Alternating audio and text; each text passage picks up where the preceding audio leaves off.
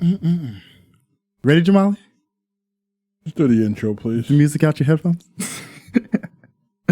Hello, everybody. Welcome to the Don't Be Mad podcast, your weekly dose of the homies, kicking it, shooting the shit, preparing for birthdays, but some of us got started earlier than the others. I'm your boy Matthew, okay, Lefty Lucky, and I'm joined here as always with Jamali. And unfortunately, Jason thinks birthday sex is more important than recording an episode. Whack birthday sex, I presume. Because whatever.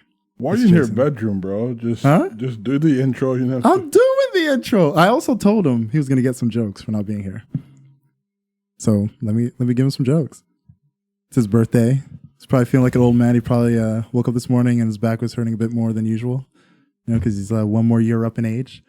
I know it was because it rained today. His knee was probably singing crazy songs. Oh, wow. Entertaining. But I will give him his birthday shout out since he feels so inclined to take it off when we come here and do our part. Happy birthday, Jason. We love you. I hope you're enjoying yourself. I hope you stretched and limbered up before you jumped into bed with your beautiful girlfriend, Christina. Hey, Christina. Anything you want to add to that, Jamal? No. Hey, Christina's parents, they're watching too. Leave me out of this. I hope you kids used protection. Okay, Jason's not a kid. Jason's old enough to have had children already. But he doesn't. And I'm assuming he doesn't want them right now. He does have other plans. So you can't plan for kids, bro. You can plan for kids. What are you talking about?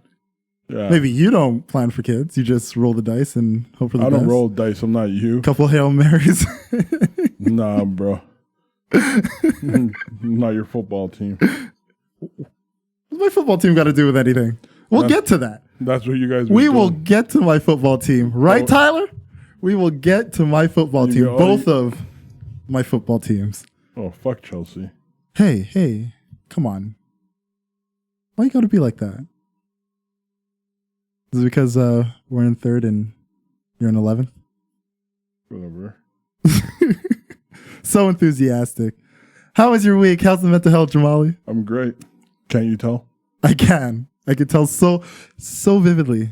It's like the aura that you're presenting me. It's brightening. It's blinding. It is. Yeah, I mean, it's kind of like got like a purple trim to it. A purple trim. Red in the middle. Very awkward. How's that awkward? That's your aura. That's what I'm sensing from you. It's a little bit of rage, but at the same time, it's a little palpable. It's calm. All right, let's get to some real shit. Enough of your small talk and annoyance. It would be small talk if you talked. Give me a little chat back. No need to. Let's get it. Let's get it. My week was good. No one asked. Hey, respect. I told you, no need for the small talk. My week was good. Broncos won on Sunday. Okay, you guys beat the Cleveland Browns, bro. Yo, you know what? That is 3 more wins than I gave my team this season. Mm-hmm. I know. I'm happy because Tyler was talking shit last week about his 9-week winning streak. Started off with a loss. He said it was going to start with us. And for us, it was Brandon Allen holding it down. And since Joe Flacco's out, which, I mean, is it a blessing in disguise? It most likely is. Maybe it is. Maybe it's too early to say. You know, it is the Browns. You know, like we can't put that win on a pedestal. It was against Tyler's Browns. Well, shit. Tyler's very sad, very dysfunctional. Baker Mayfield led Browns. Oh yeah, Baker Mayfield did his thing. Yeah. Oh, he did his thing all right. Pulled up another L. You love to see it, or in Tyler's case, you hate to see it. Well, I mean, I'm happy because he was talking shit from the beginning of the season about how great these Cleveland Browns are going to be since Odell Beckham. I never get mad at anyone for talking shit, but you got to back it up. Hey, it is what it is. I infamously cheer for a lot of shit talkers, you know? Like we were just watching the UFC clip or like the highlights of Masvidal. You know, he's a shit talker, but he backs it up. You know what I'm saying? Like, I respect it. I respect it fully. For me, football's over, so I really don't care to talk about it. Hey, your Giants almost pulled it off. Shut up. Yo, they almost pulled it off. Look, you went up against the best team in your division, and you gave them a hard time. All right, let's move on. Let's talk about things that really matter. What's on your heart? Well, you were talking about the whole lead situation. I think that's very interesting. We're going to jump right into the series. Yes, why not? All right, let's go for it. So go ahead. Tell the audience what you're basically, a study came out that was conducted from a few journalists, American journalists specifically, that went across all Canadian cities, some major, some small, and found that in certain parts of Canadian cities, they had lead in the water that was comparable to, or in some cases worse than, Flint, Michigan. And basically, it's something that hasn't been reported widespread. It is, in most cases, wasn't even known for a lot of Canadian citizens, and it's caused a bit of an uproar. Pretty crazy when you think about it, right? It is. Because, I mean, when the whole situation with Flint happened, it was something that, nationally was a crisis. A lot of people were talking about, but on top of it, it was this view that people were waiting to see what was going to be done about it, And because you think about it, we know in certain areas with Aboriginal population, they don't have drinking water. Yeah. Period. Access to, or just even water that would be polluted for that sense. You know what I mean? And so to think that you have those cases, which I think is extreme, and now you had places where you think you have drinkable water. Yeah. And to come to find out that it's polluted with lead. Pretty scary. No, it is.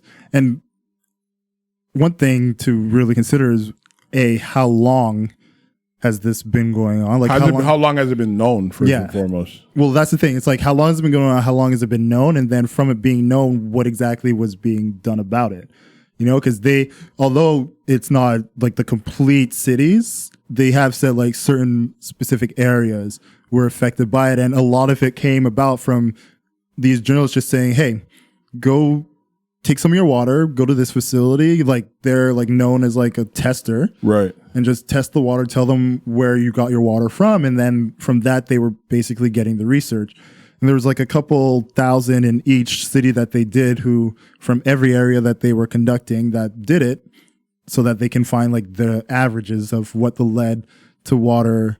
And was this in obviously, impoverished or environments? No, it was all over. They went every. So you're telling me particularly this could be a Westmount issue? It could be, yeah. Cool. Wow, that's crazy. I remember I had the list. I was looking for it before we started, but I think I might have accidentally deleted the webpage that I had, and it's going to take a while to search. Because they had, especially for Montreal, each area that they said had either comparable to or more than.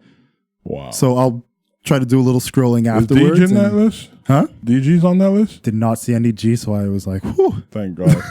I'm not drinking water outside of the hood. That's why I looked for the list. I was like, yo, let me just find out quick. I am not drinking water outside of the hood. I did not see any G on the list, so I felt good.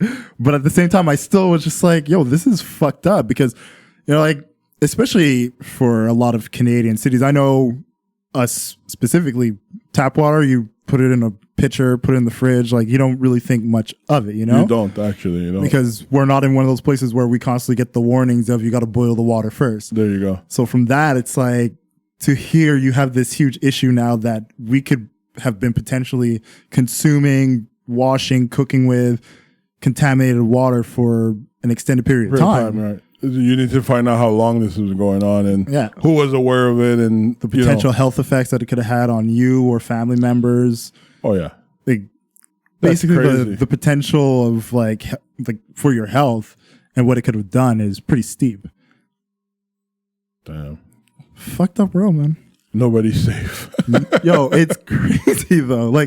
Just the mere thought, because I remember when I saw the story come up, I honestly thought it was a joke. I thought it was one of those things, how every now and then on social media, just a random thing will pop up and you got to really consider the source. Right. And because it wasn't any quote unquote legitimate news sources, I was just kind of all right, what the fuck is this? And then Global picks it up and they did a bit of research on who had done it and realized, no, like this is actually a legitimate legit. source. Wow. And I think what they had done was they went to the facilities that were essentially had people that came in and test, and they're like, yeah, like this is what we found in the water. Damn. So I know once this, once the story came out, basically what people were saying is go to one of these facilities with your tap water and find out, like pretty much put more data into this so we can really find out how severe it is. Do you really? I mean, across the board. At this point, you can't even trust your tap water. You might as well just buy bottled water and survive off that. But even with that, it's like some of these facilities. What we know of bottled water today. Tap water. But like I'm saying, like what we know of like what plastic and. But it doesn't matter. But most of them are filled up by same systems. So. No. So even if it's coming from one of these areas, you may have to test that as well because I'm gonna get me a barrel, catch all the rain and snow, and filter that shit out. That's crazy. Isn't that illegal? How is it illegal? I think it is. It might be. No, it's not. No, like I'm not even saying that as a joke. Like I think it actually might be illegal. It's illegal to trap rainwater. Yeah, I think so. They want to kill us then. Yo, it's fucked, man. There's a reason. Fuck out of here. Government's fucked up, bro. That's crazy. But even with, what do you think of what's going on in Montreal with the whole language issue where now I've even seen a report where they're like, if you're a hockey player on the Canadians, you should have a functional level of French. Look, when it comes to these language laws, everything they do to protect and preserve Quebec traditions, it's literally just their way of saying we're trying to push everything out without just actively doing what the Americans do, which is just say, get out, like, no, like that's literally what it is. It's like, how do you make people not want to come here? How do you make businesses that aren't going to essentially buy into Quebec specifically not come here? And it's, all right, we just keep creating stricter and stricter language laws. But do you think that that it should be necessary for people who live within Quebec to be bilingual? I think to an extent, yeah. I mean, like just for the simple fact that it is a French predominant area, so it would be good to, if you're here, know the language to some extent. I don't think when it comes to business, in a sense, and that's the one place that I find that that's where we shoot ourselves in the foot. Right. Because essentially when you're looking at the economics of the province and what would be better for it, it would be to welcome in businesses, not to a point where it's like, all right, you come in, you make your money, but you don't put back into the province itself. But you think of like the jobs that could be created if like some of these major companies, especially knowing that you're in a place that already has a lot of bilingual, trilingual people within its borders. Polyglot to the whole. Because, yeah, like, like how many people do we know that speak 3+ languages? Like a lot. It's a lot of people. So if you think of that from a business sense, you already have that potential to have one of the most exceptional cosmopolitan hubs for business. For sure. Where the economy could be booming to the point from where a global perspective. Yeah, imagine if you had a Silicon Valley in Quebec, because that could extend beyond just tech itself, because of how the languages would be able to go from, you think about the English that we have, the French we have, then think about the big Arab community that we have,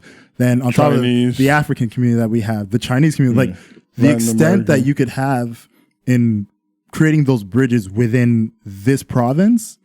Or I know what I'm speaking of is mostly like of the major cities of this province, but just in general, having the French and English here and knowing that you promote that to get businesses to come, this province within itself should be one of the richest in the country, without a doubt. Right. I mean, in North America, I think there's a very few countries within North America that you could find the levels of polyglots. Yeah. In comparative, like I think Toronto might be close, Vancouver, but I think all in all, Quebec is probably ahead of it. No, like, yeah, definitely Toronto is one of those places where you can have that. And I know like we're speaking from the scope of how Montreal is so culturally diverse, but that would extend beyond if you're seeing the boom that can happen if you just allow things to come in. Right. You know, and then it's all right, even if the nexus of it all is in Montreal, companies will expand and extend into some of these other cities that are here, even some of the smaller cities. You create businesses like Amazon would come in, and I know like that's like probably one of like the best worst scenarios because we know how kind of like what's the best way to say it? As good as they are as creating jobs and boosting an economy, they can also be very horrible based on treatment of workers. I mean, it depends how you look at it. I mean, it's like the Walmart concept, right? Exactly. Like that would be the best way to explain it. So, Walmart comes in, all the mom and pops businesses go down or out. Yeah. You see even staples in their communities, i.e. Zellers. I'm sure there was a management issue beyond that as well, but I'm sure the presence of Walmart how Target came and went. Help. Huh? I said how Target came and went. Oh yeah, they just had a bad. Their entry strategy was poor, and it led to what it led to. But I do agree with you because I mean, having worked in the call center environment, I know a lot of companies from banks, telecom, pharmaceuticals. They're all based here in Montreal, just for the fact that you can have even travel agencies. Yeah. A lot of them are based here in Montreal, where, you call in and you have people who speak, diverse languages and get service. I do agree with you. It would be really dope, but it's like, in a way, like obviously from an immigrant perspective, I do see like how, their laws hinder people from actually having the desire to come into Quebec. But I gotta say, on a little part of me, being that I came here at the age of 9, spoke only English, or at least you could call it patois, fresh off the boat. And I do see the benefit of knowing French. And I have friends who were born here who don't speak a lick of French. And I think that's the most stupidest thing. Like, you have an opportunity where you could learn a second or third language. Why would you not take the opportunity to do so? That being said, I think going about it where you're pressuring people to do it is where it becomes distasteful. It becomes a bit of where you're going to get pushback. But I do think as immigrants, I mean, let's be honest. If I went to China and I was trying to survive, I would have to learn Chinese. Whether it's Mandarin or Cantonese. At least the basic phrases, Right. If I went anywhere in the world, I would have to, and I don't speak the language they spoke, I would have to learn it. I think the way Quebec is going about it is that they're making their language issue, because I think any normal person would go for it. And let's be honest, if you're going outside of the bounds of Montreal, Laval, even Saint Constant, Dorion area, you're going to need French. Yeah, like all Quebec those City, there, you might get away with it a bit. Yeah. But real talk, like, I don't think it's a need for them to, like, we have the school board issue right now where they're trying to abolish that. The language police, we had Bill 101. I was affected by Bill 101. I was forced to go to French school. They were trying to extend that now to colleges. Yeah. Which I think is a bit... I think that's a bit much. Yeah, if I'm paying my own money, and I'm not my own money, obviously I know colleges are subsidized by the government. If I'm trying to, do something for my own good and making decisions for my future, I think I should have the right to choose a language in which I learn it. But yeah, it was quite interesting of a week in seeing all these different issues present itself, and how people are reacting to it. But I do think it's necessary. I think if I'm going to be fair, hey, if you're going to go into somebody's house, you got to live by their rules. Some of the rules are a bit extreme, but put it this way, you're not going to lose learning French. No, and that's the thing. Like, I completely agree with that. If you're going to be here, you should at least know it. And I feel like on the same idea is like the only place where we shoot ourselves in the foot is when we just try to make it stricter and stricter. Right. Because then it's either you have the people who essentially have no choice. They're here. They don't have the means to go anywhere else. Right. They have to stay. They will follow the rules. Or the people who have the means are just going to be like, well, screw it. I'll take my money and my business ideas and everything elsewhere. So it's that catch-22 of, the people that are here, they'll fall into it. They'll learn French.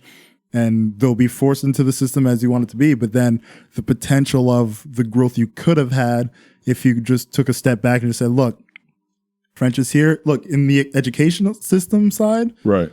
cool. If you want to do the Bill 101 thing and have them go, do that. So be it. But beyond that, to force it even more to the point where it's just like now you have adults going into CEGEP or university who have that choice, have that agency to make their decisions, and you're trying to take that away from them now. It's like, that's where you got to really just assess what type of lines are we trying to draw here, and what exactly are those long-term benefits to our population, our economy in doing so.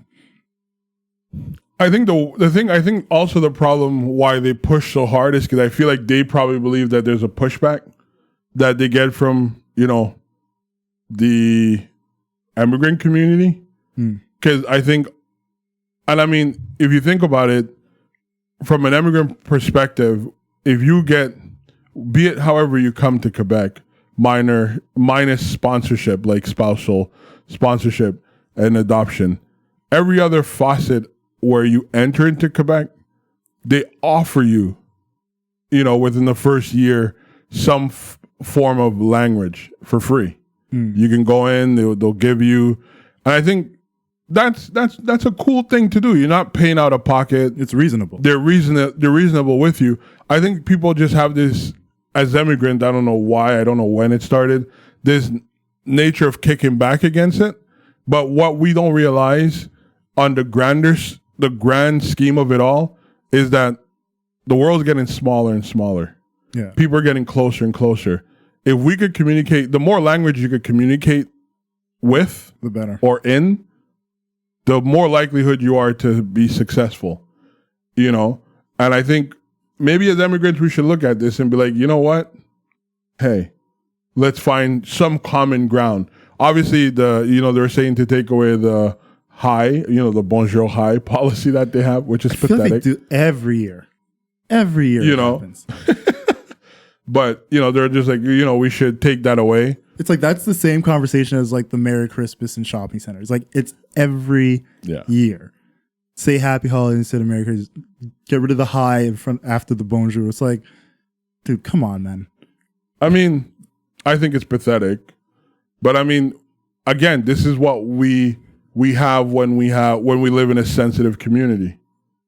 Everything is offensive. Everybody get offended. Well, everybody's looking to be offended. And I think that's but everybody gets offended.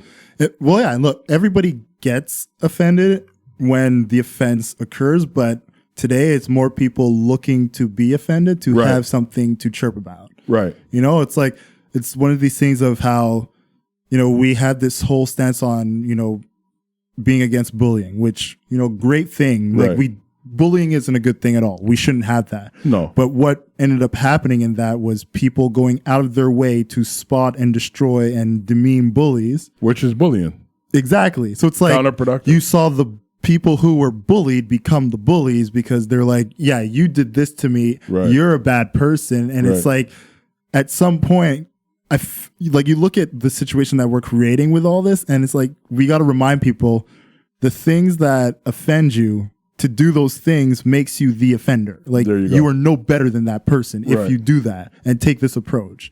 So yeah, like in your topic of people being offended and going out of their way to be offended, and this whole bonjour hi thing, it's like somebody saying bonjour hi, it does absolutely nothing to you. Oh yeah. I mean, we've seen cases and we've heard cases, obviously, the full scope of it. But like, there was like, I think earlier this year, there was that woman who died at a French hospital because she couldn't speak English because they were just not trying. Yeah, pretty much. They flat out ignored her. And I feel like, when people losing lives like that, I think that's pretty pathetic. I mean, we see how much money we disperse in like hospital costs. We're rebuilding the children's, but we're also rebuilding the Saint Justine because the French people need their own children's hospital, as you know what I mean, like the English do. It's just, I feel like with the whole separation, I feel like it's unnecessary. Yeah. I think they might need to have some sort of common ground because it's like, it's stupid. Like you have hockey players who come here. It's a business transaction. This should not be subject to your I think they do pay taxes in Quebec. Yeah, They have to. do. I don't think they should be subject to your language laws. They're not speaking. I mean, they're professional athletes who, in most cases, aren't from here. They're picked up from the organization. So in some cases, them being here is not their choice. It's you were drafted or traded here, or you were a free agent and they picked you up off of waivers. Like, this is the situation for you. Right. So to now have them be forced into tutoring classes? Like, you literally have some guys that don't even speak English in hockey. Like, they're from, Europe, they're Russian, they're Swedish, Ukraine, and like Swedish, they're trying to learn Finnish. English so that they can function with their teammates, let alone now you're telling people, like, if they're on the Canadians, you got to learn French. Like, try to force them that. Like, imagine I'm trying to learn English and now, I have to learn both English and French to accommodate this place that I'm playing in. Good luck for the Nordiques returning. That's not going to happen. But that's the thing. It's like, imagine Quebec trying to force this on one of the original 6 franchises. Would you want to bring the Nordiques back? Hell no. Like, now you're essentially something that Quebec really wants to happen. You're making the NHL look at it like, nah. You know what? On second thought, maybe we go back to Atlanta. Like, what the fuck? You know what I mean? Like, yo, they're gonna have a bunch of Eric Lindros. That's all I know. But it's they get drafted man. and they'll be like, so I'm gonna sit out this year until. But it's just ridiculous. Like, at a certain point, you got to really ask yourself, what are you complaining about? Well, it's also, I think, like, we do have a contributing factor to it, where I think, like, a lot of immigrant, I'm not gonna say Anglophones, are very, they push against it. And I think they feel like they need to push back. I also feel like what they fail to realize, like, English is such a commonly spoken language across the globe that people pick up. I remember when I was in elementary school, it was, first of all, you can get a detention if you spoke English during school hours. No joke. You would miss your lunch. Like, they would like, you're not going outside to play. And like, we had like these Chinese kids, I remember Yiping and Suyu, were like, they spoke not even a lick of English when we were in like welcome class together. And in 3-4 months, they were able to pick it up like this. And then they're still struggling with French. And I'm sure like when they see, like, they need to be realistic in the way languages are learned. You know what I mean? Like, your TV is English, you're going to watch more English content, music. And, I think they need to make the culture inclusive so that people would have the desire. Like, we don't see a lot of Asian French people on TV. You get what I'm saying? We see a lot of black French people, but then they don't represent the majority of black folks, right? They're going to be probably from like a French colony. No, legit. Haiti, like one of the African. You know what I mean? I don't like sound Senegal. fucked up, but it's the truth. Yeah. You hardly see representation from like the English islands of speaking French. There's a few, but they're far few in between. You're not far off. Right. So like, I think if Quebec was to be more inclusive with having other race and there is fully functional people with it. I speak French, I think, decently. I'm not going to speak French now, but unless you're cutting the check, that's when I speak French. If you're cutting the check, I can speak French to you. But no, they should. If they want immigrants to be, to learn, make it inclusive. Yeah. How cool would it be to have? I never seen a Chinese guy. No, think about it. I've never seen a Chinese guy on TV that spoke French.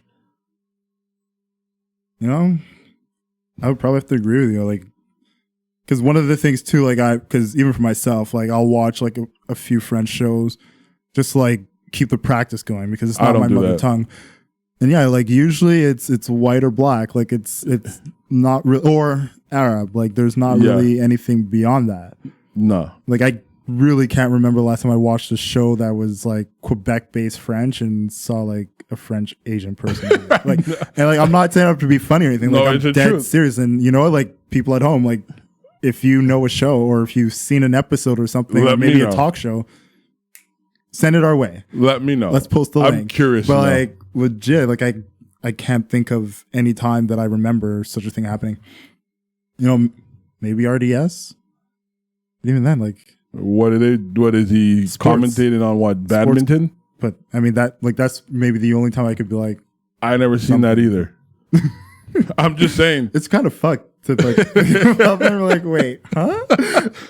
Considering our conversation before the mic got hot with, I'm not going to call the radio station out. Yeah. It's cool. It's Gucci. It's Gucci. But it's funny. Like, I think they need to have representation for people to be, involved. Like, I watch a lot of like European shit, you know what I mean? Like shows, not shit, but shows. UK?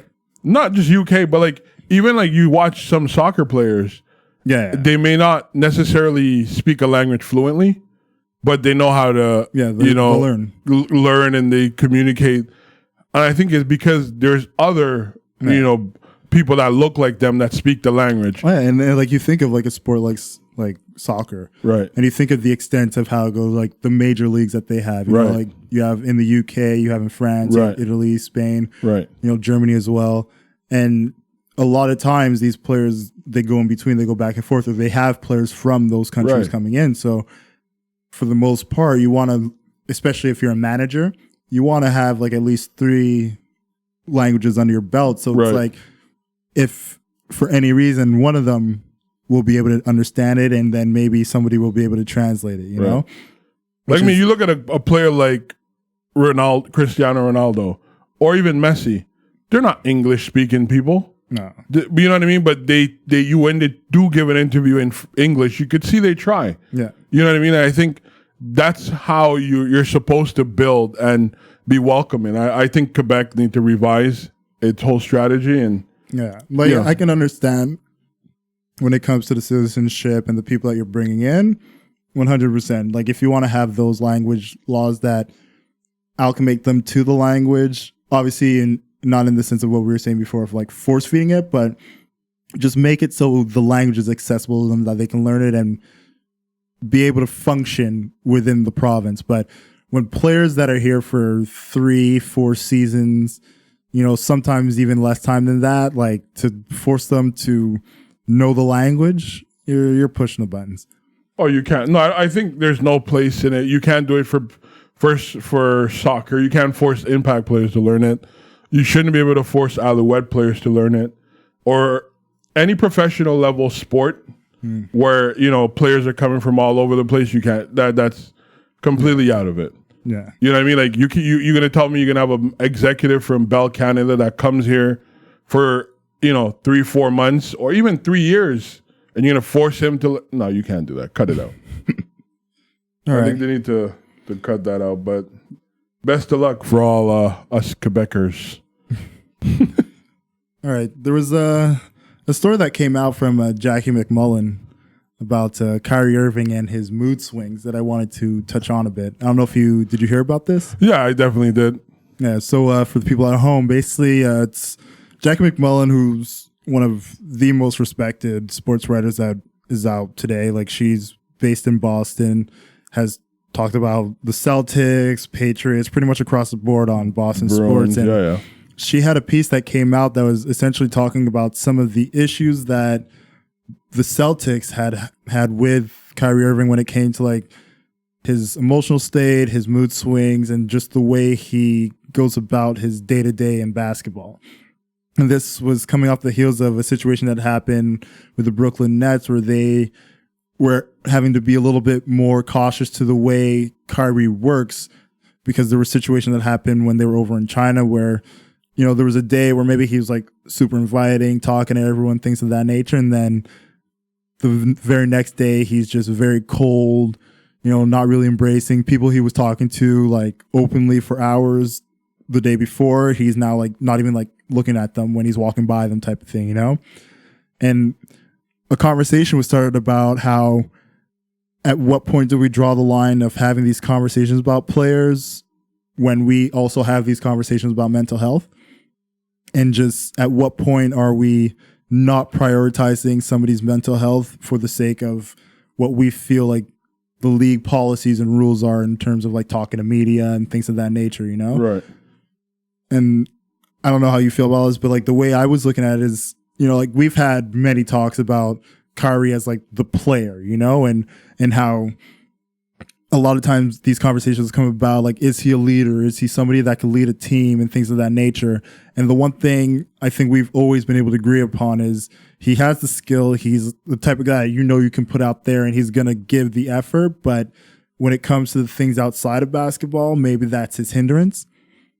Right. And even with that, I've looked at it like with this story coming out, at a certain point, when are we going to stop trying to force feed these players to be more than what they actually want to be for the sake of, what we have going on in social media, these policies that the NBA puts out where it's like we force players to talk to media so that they can have their sound bites and their like 2-3 minute clips on ESPN. And when exactly are we going to prioritize that? Like maybe these players aren't in the positions where we should be making them do these things.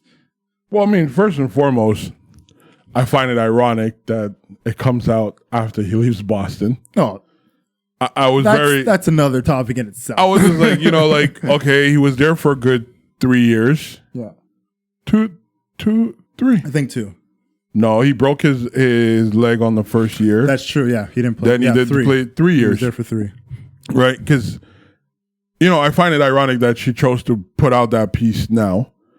And the thing I have really is, again, it goes back to what we were talking earlier, just a while ago actually, about sensitivity. Now, am I supposed to be happy every single moment? No.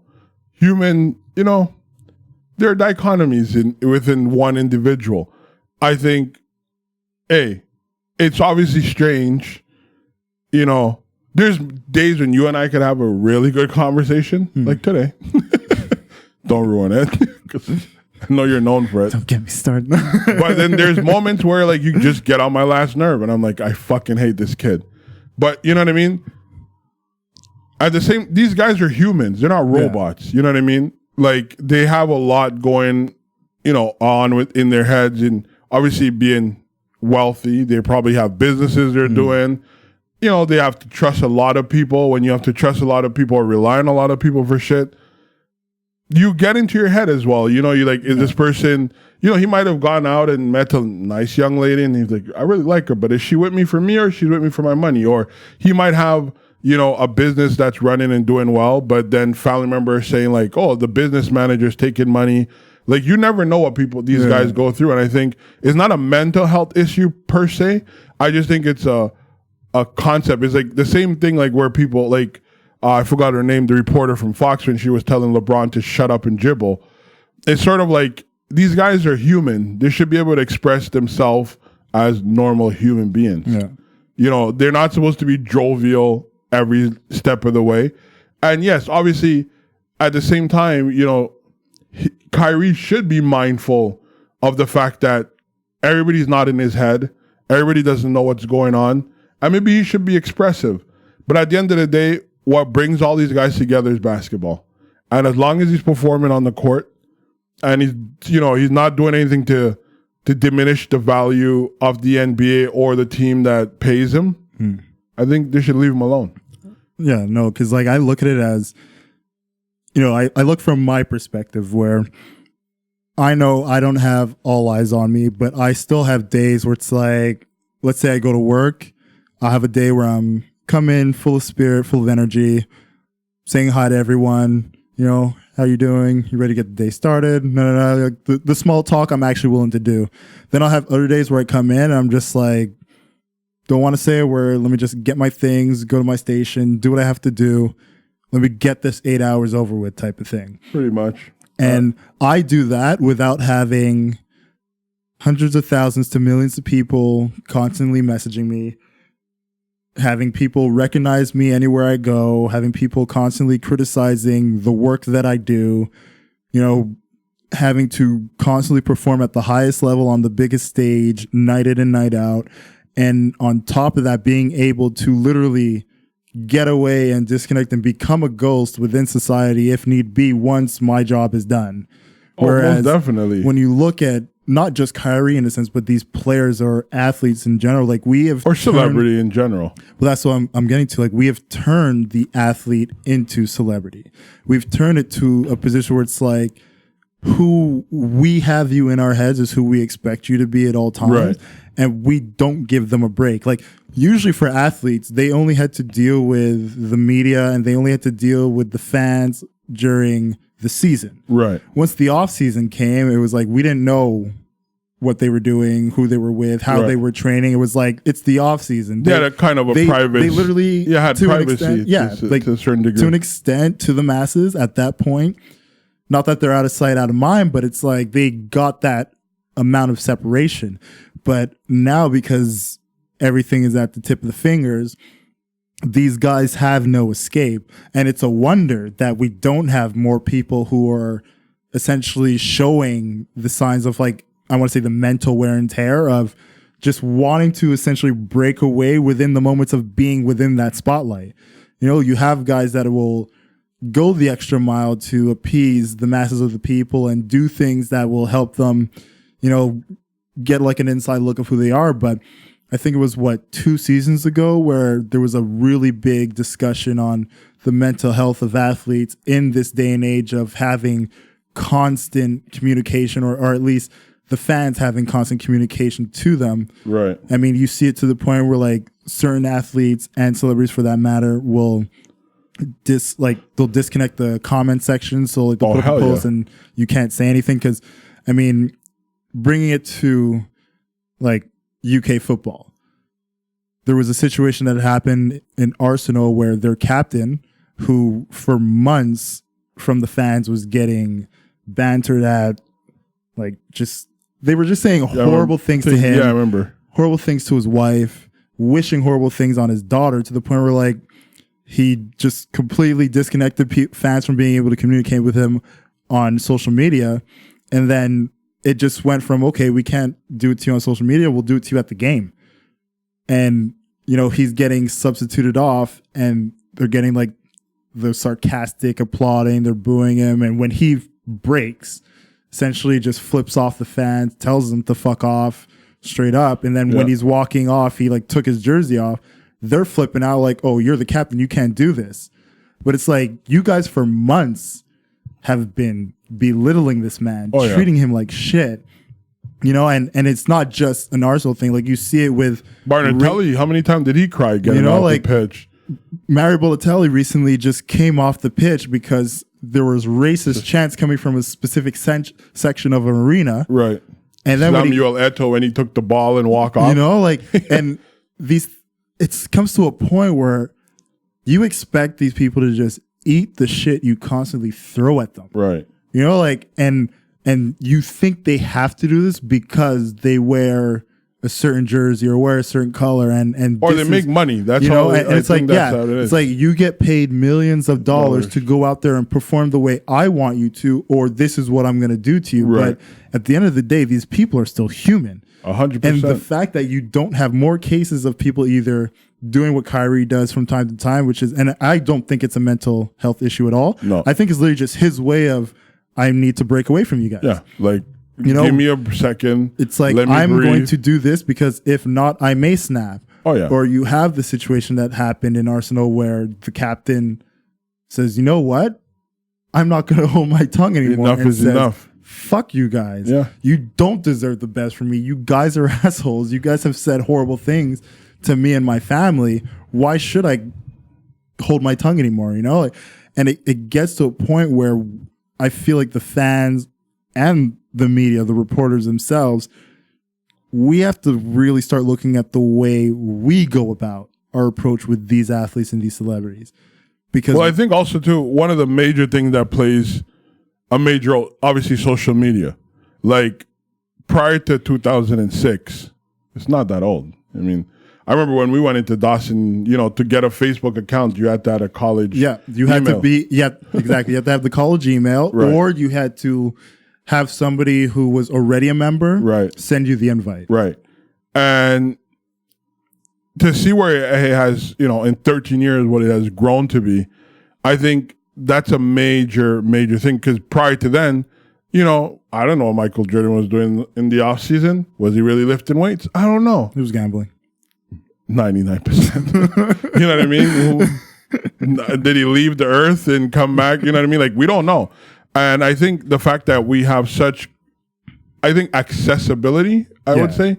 It's accessible. We have such a, an accessibility to these guys that, a fan could say something and, we've seen people go off on fans. Yeah. We've seen people go off on Malice in the Palace, man. Not like that. I'm talking on social media where you could say one thing and then it just a ripple effect and you could ruin people's day. Speaking of, there was, I can't remember his name, but a Browns player who, after the match against my Broncos, who beat them, he actually went on like a full-on Twitter rant and just attacking anybody who was, but like full-on saying, yo, I will kill you.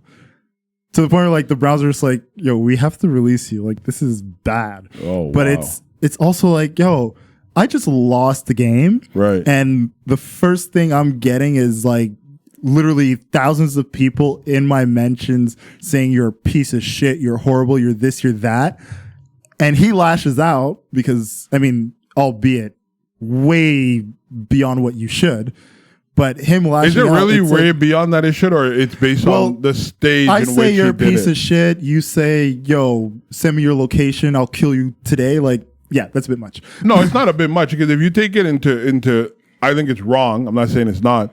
But let's say social media didn't exist and he was walking out to the stadium and someone told him that, I'm going to fuck you up. It's whoever is in the hearing of that. Yeah. But when you do it on social media, a person who, like yourself in Montreal, who wasn't even close to the event, has an opinion, right? You and your opinion is rightfully just. Entitled to it. And you're entitled to it. And I think that's the problem. A lot of these things gets put on a platform that it shouldn't have to be on. Like, I don't think the article was necessary.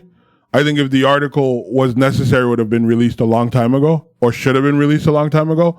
And I feel like if there is an issue with any player and an organization about the way he handles himself within the organization, should be addressed within the organization. It shouldn't be something for us to have a debate on, because again, there's so many facets to one individual and so much extension to their life that we don't really know what could trigger certain people. Yeah. You know what I mean? I think it was stupid for her to even publish it. Well, no, I won't say that, because I think these conversations in general, whether for or against the premise of it, they are good to have because it opens up a window into just the way we understand the angles we're taking. Because I don't think she put it, well, based on like the portions of it I read, I can say she didn't put it out to be malicious. It wasn't coming from a position of, this is what's wrong with him. It was more of, let's try to understand him. But the only place I felt it lacked a bit was just understanding the pressures beyond just the mental state or the person that we have grown to know Kyrie to be at this point. Why I say it was unnecessary is because her perspective, her opinions are not shared by teammates of his, which I can't say which do or don't. We can't say they do or don't. We could say that because we know for a fact that players are very outspoken. No. Hold on a second. Let me finish my point. No, they're not. Let me finish my point. I think if Kyrie was the way she was describing him to be, he was on a team with LeBron James, Kevin Love, a lot of other players who are not afraid to speak their mind. Mm-hmm. Then he gets on Boston, and we know those kids up in Boston wasn't, from Smart wasn't the smartest person, even though that was his last name. He was very outspoken. They would have said something. Everybody has very positive things to say about him as a teammate. Granted, yes, some people are just going to be like, yo, I don't want to get into a conversation. I'm just going to be like, hey, this is the politically correct answer. It was great playing ball with him. But I think if it was such a problem, it would have been brought to the forefront by somebody. I think you underestimate the power of camaraderie within sports leagues itself. No, because I don't. If there's one thing that you see, like within teams, especially like you mentioned how he was on the team with LeBron and Kevin Love, in that situation, he wasn't the face of the franchise. Correct. Even though, the media would come and talk because he was arguably the second best player on that team. Right. And at times of best. Everything went through LeBron. Right. And of what we know of LeBron when it comes to the teams he plays on, he does whatever he needs to do to make sure that the team runs fluidly. Right. So why put Kyrie in a position where the things that we know may be a negative for him will come to the light? I don't think those players in any way, shape, or form would have wanted whatever things they may have felt were an issue towards him to come out. Even in Boston, where, coming towards the end of it, stories were coming out, or at least rumors of the way Kyrie is mentally, the way he is with players and with staff. They were sorry, but nothing was provable because outside of what was going on in the team, nobody was coming out and saying this is definitive. But you're not going to have a superstar like Kevin Love, LeBron James, Tatum, Smart come out and say shit. It's going to be the 12th guy on the bench who... But even with that, the 12th man isn't going to risk it because he's not in a position where he's going to have protection. Right. And it's understanding, especially when it comes to teams. Somebody would have said it. Things that happen within the team or within the club, you don't go out and start saying it. Because once that happens, now you will literally either get traded away, cut. Right, or shunned. You're going to be riding the bench for however long until we feel like you're trustworthy again. Like, it's not what you never want to break that trust. And you won't even do it once they leave because then it's a matter of, oh, you're the type of person. Like, look at D'Angelo Russell. How long did it take D'Angelo Russell to come to a point where it's like, we don't bring up that situation of him holding the camera up and recording Nick Young? We still bring it up.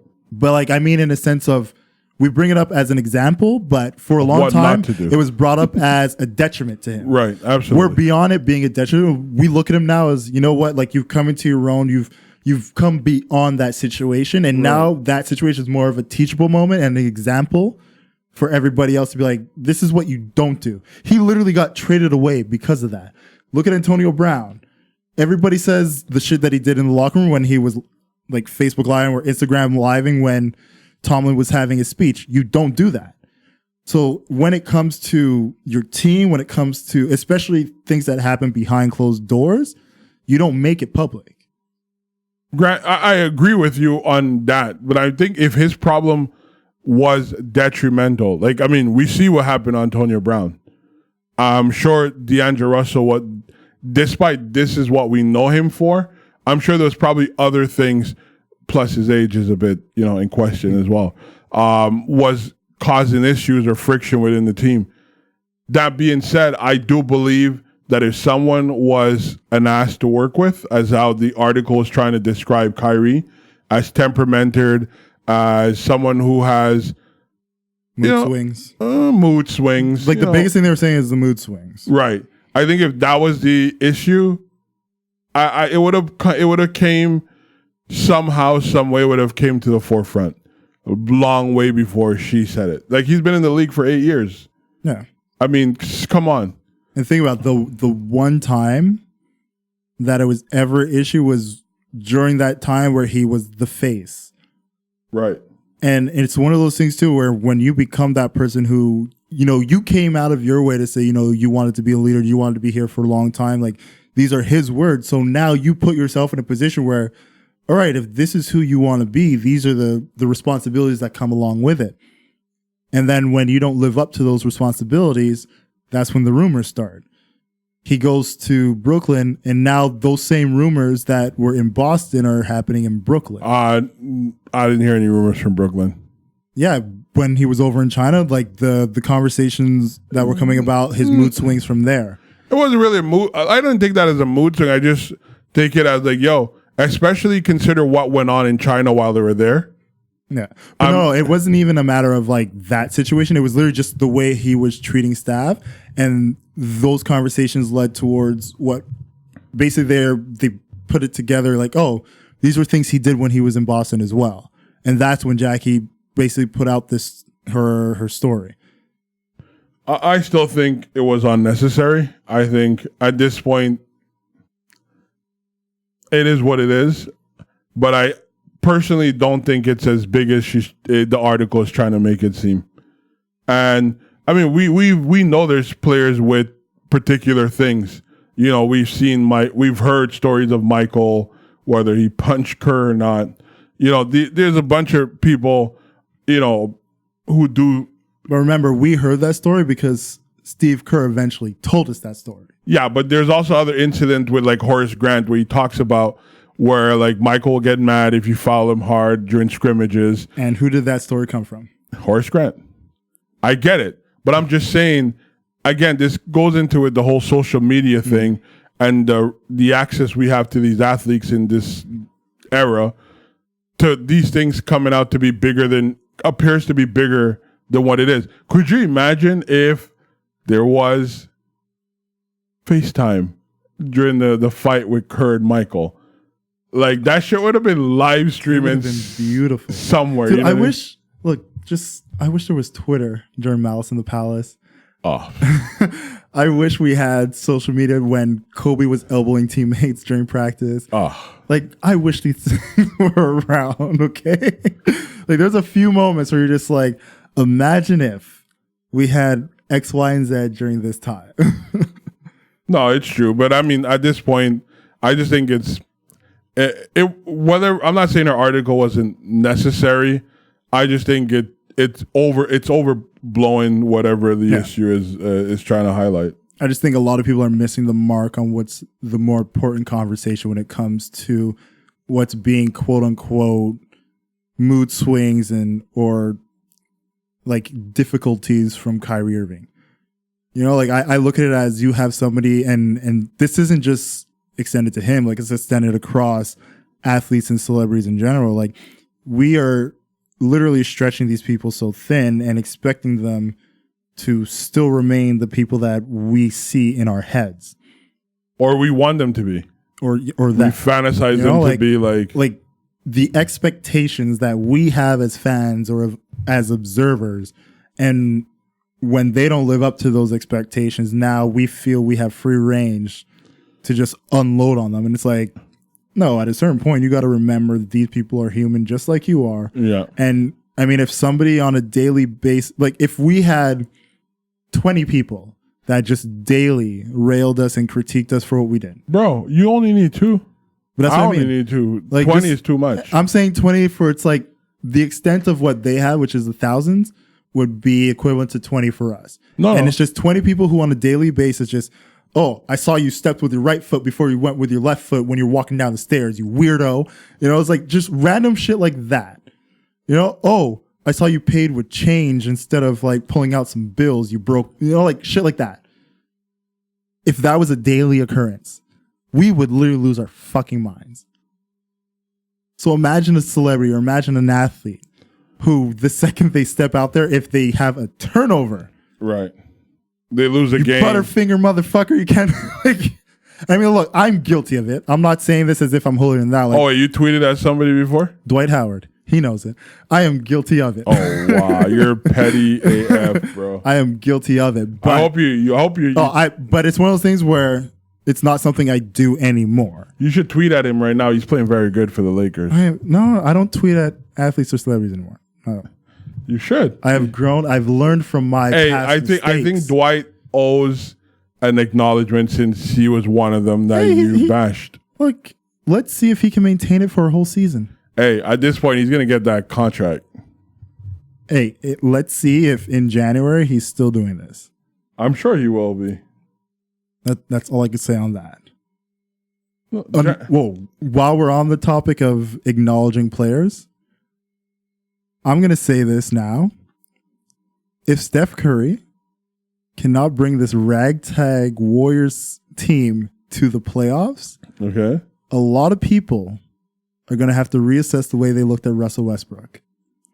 What do you mean by that? Because Russell Westbrook, for multiple seasons in OKC, as the lead man, right, and people were saying he was stat padding and just trying to get his triple doubles, but I remember this guy constantly making it to the playoffs, either as a 5, 6, or 7 seed. Okay. With a ragtag group of guys. Okay.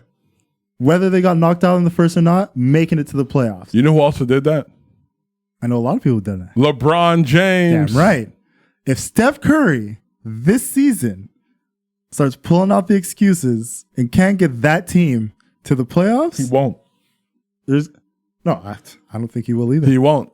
I think if they ever get to the playoffs with this team, it's because of Russell. This team would have been a 7-8 seed.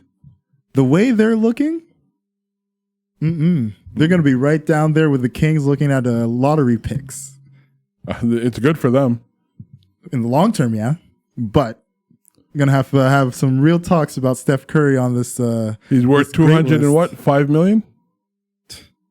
For these few years, the next 2 years? We're going to have some conversations. I'm putting it out there. We don't have to have it now. I'm just putting it out there for the future. So just mark this. I've always said he was overrated, but No, I'm not saying he's overrated. He is. I'm just saying. I've went on the record you're and I stick to it. You're the only person in NBA history to be a unanimous MVP. You've gone out there. You had one of the greatest records in the regular season, albeit you lost in the final. Yeah, but that's the one that counts. If you can't do it, we're gonna have a conversation. Stephen Curry could barely bring himself to the fucking playoffs. This guy have ankles weaker than a brand new baby deer. You know that. He's been having ankle problems. That is not my concern. Oh, God. That is not my concern at all. Now he has a broken hand. Hey, Westbrook never made excuses. I love Brody. Same. I've always been a fan of Westbrook. I wish he was in, my Lakers. Well, I should even say, that sounds funny to say. I love how you just acknowledge. I wish he was playing with LeBron James. Tyler, mark this down. We all heard it, right? Do not timestamp that shit. He shit. said his Lakers. What time was that? Woo! 104, maybe around 104.40, something like that. He said, my Lakers. Oh, I wish Jason was here for that one. What was that, his birthday gift or something? I guess you could consider You've that officially jumped on the bandwagon? Not at all. Oh, it sounds like it. You said my Lakers. I didn't mean to say that. You have to get you a complimentary hat. It's been a long day. I've been up since like 6:30 this morning. Get your nice jersey over there. No, thank you. You know what I'm saying? Unless it's an MPLS jersey. Mr. Purple and Gold, huh? No. Look at you. Baby blue and white. Look at you, purple and gold, Jamali. You guys are crazy. Yo, you know what? I respect it. Fuck out of here. I'm not no Lakers fan. I'm a LeBron claim fan. Claim your team. I'm not. Claim your team, yo. Hey, I'm wherever LeBron goes. Yo, you just said my Lakers. I heard LeBron might go to New Orleans next. No. So I'm going to be a Pelican fan. Out of the mouth of babes comes the truth. And my friend, you just said my Lakers. For this season and forever, as long as LeBron's honestly there. think we should end on a high note. That's definitely a low note for me. So I don't know. I think that is very selfish. Before I become annoying, guys, do you have any last thoughts? Any last thoughts? About your Lakers? Not really, man. I just think, as I always say, love is love, and try to be kind and loving to each other. My last thoughts, I'm going to give it up to John Witherspoon, who unfortunately passed away last week, literally the day after we finished recording. Last Wednesday.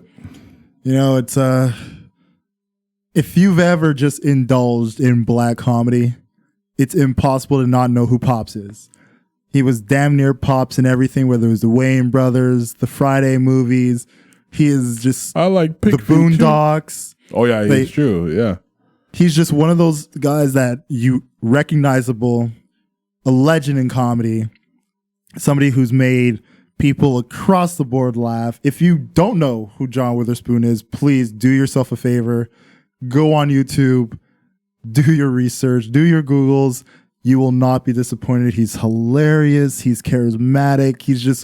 He's one of those guys that is worth the time to know. Most definitely. Rest in power to the great John Witherspoon. Yep. You leave behind a legacy that will never be forgotten. You made me laugh countless times. Thank you so much for your contribution to my life. To you. Guys. I don't toast with waters full of lead. Sorry. Don't ruin a good moment. I'm just saying.